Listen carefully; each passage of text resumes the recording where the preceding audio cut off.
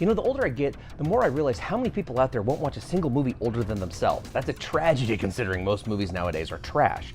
But that's why I'm here, so let's rectify these crimes against God and good taste for your sake and our children's sake. Because today, the Movie Howze is here to retro-recommend.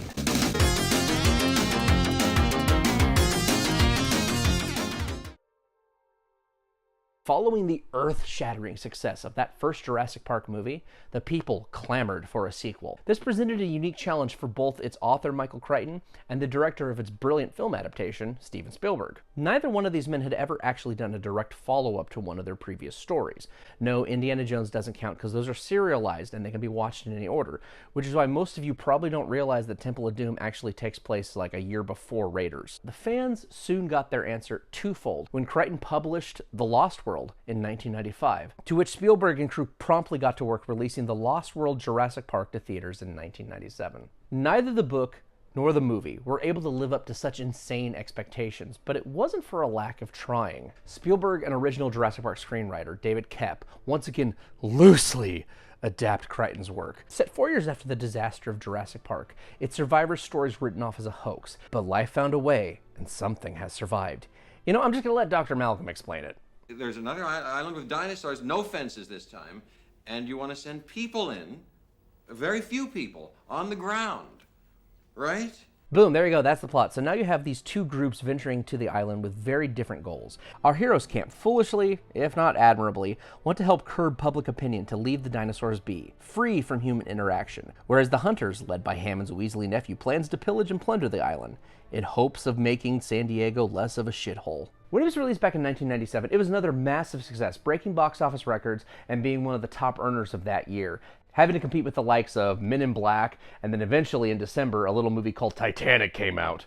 That being said, its domestic gross ended up being considerably less than the first Jurassic Park. Critical reception was also far more mixed. I loved it probably just as much as the first film when I first saw it. You know, I didn't have a critical eye set to it. It was just more of the thing that I loved. Once again, the promotional campaign was a juggernaut with all kinds of tie-in merch. Like same as last time, you know I had to have most of the Kenner toys for this one. And man, what I wouldn't do to still have that mobile command center playset. But it's not like there wasn't a reason for me to dig this flick. Spielberg as always brings his A game with some of the best action and tension he's ever constructed throughout his entire career in this movie. The attack on the trailers is damn near worth the price of admission alone. Stan Winston and his Creature Shop's amazing puppets return, not only refining the already established dinos like the Raptors and the T-Rex, they introduce fan-requested ones such as the Pachycephalosaurus, Parasaurolophus, and Stegosaurus. The diminutive Compsognathus, or Compies, finally make an appearance after leaving such a big impression in the original book. But honestly, I think their best and most impressive puppet effect in The Lost World was with the baby T-Rex because it was a completely wireless operation. So the actors could run around with him with no cables hanging out the back, and it helps really sell the believability of it. And when it wasn't one of Winston's puppets, the wizards at Industrial Light and Magic filled in the gaps. The 4 years between the original film's release and this one saw the proliferation of digital effects across the entire industry, and looking back at the movies of that era, man, was it not pretty.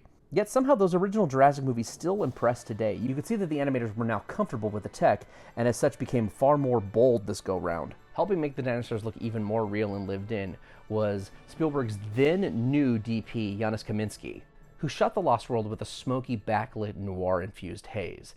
The thought being that the audiences know they can take the dinosaur effects seriously, so now let's light them in more interesting ways, you know, to give it more character. And as usual for Spielberg, the God King himself, John Williams, returned, providing a decidedly different soundscape from the previous film. The grandiose awe of seeing living, breathing dinosaurs gives way to a deep, primal rhythm, owing more to say like King Kong, selling the danger of the environment and its inhabitants.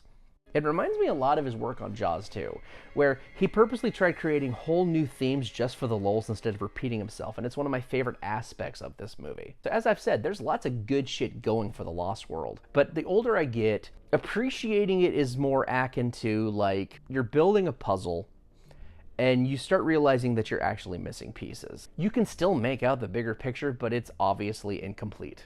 The Lost World Jurassic Park contains so many half-cooked or flat-out abandoned story threads. So many scenes were dropped from the final cut, a few of which I can't even fathom why they were not left in the movie because they help explain things a lot. For example, who broke the baby Rex's leg? Many assume that the game hunter Roland Tembo did, but he's shown throughout the movie to have a moral code, and that just doesn't gel with how he's been written. So when I found out that as filmed, it was a drunken Peter Ludlow slipping and falling on the baby dinosaur breaking its leg, it made a lot more sense.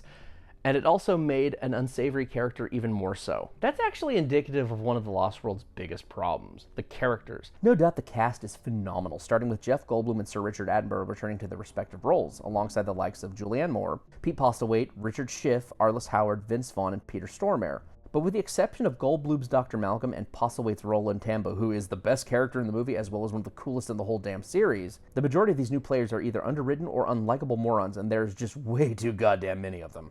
And while I'm really annoyed by the idiot bleeding heart that is Vince Vaughn's Nick Van Owen, the worst character award has to go to Moore's Dr. Harding. For someone who's supposed to be an expert in her field, Christ, is she recklessly incompetent. She pays no heed to the warnings of the one person who's been through this before, her boyfriend, all the while making insufferably boneheaded moves like pointing out that the Rexes have amazing senses of smell. They're able to track their prey over miles, yet she is still surprised when the Rexes are able to find them after acknowledging that the baby Rex's blood is on her jacket earlier in the movie. Malcolm himself doesn't walk away from this movie squeaky clean either, though. Spielberg attempts to mutate the charming chaotician into the brooding, absent father figure that leads many of his movies. While it worked with Sam Neill's Alan Grant, it feels forced and contrived here. Goldblum, as always, is an absolute gem, but taking an eccentric side character and making them the lead rarely works. As such, I really can't stand his relationship with his daughter, Kelly. She's another idiotic character, and she's responsible for one of the cringiest scenes in the entire franchise. Their whole thing is just so forced. I mean, she wasn't even his daughter in the book. Originally, this was going to serve a greater purpose, apparently. The initial drafts of the script had this parallel between Malcolm and the male T-Rex, contrasting how the male Rex is such a protective father to its young, whereas Malcolm is like an absent father. Yet another Jettison storyline replaced with nothing. The main culprit behind this unfocused script leading to the various story issues come down to Spielberg completely changing the film's final act in the middle of production. Originally, the climax stayed on the island, and it was about the pteranodons attacking the rescue helicopters as they were trying to get off the island.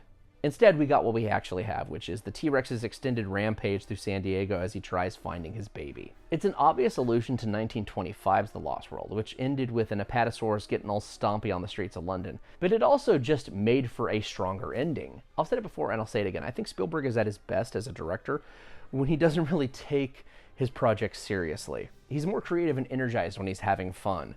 And the climax of The Lost World allows his better and worst angels free rein to the toy box, so to speak. Wild, absurd, mean-spirited, darkly humorous, and bombastic. And even if it is my favorite bit of the whole movie, it still feels like a last-minute half measure, laying down tracks in front of a moving train. Just all of a sudden, we're in an entirely new location, and like 90% of the bloated supporting cast are gone. This big pivot also brought about further story problems with no answers, like what the hell killed the crew of the SS Venture?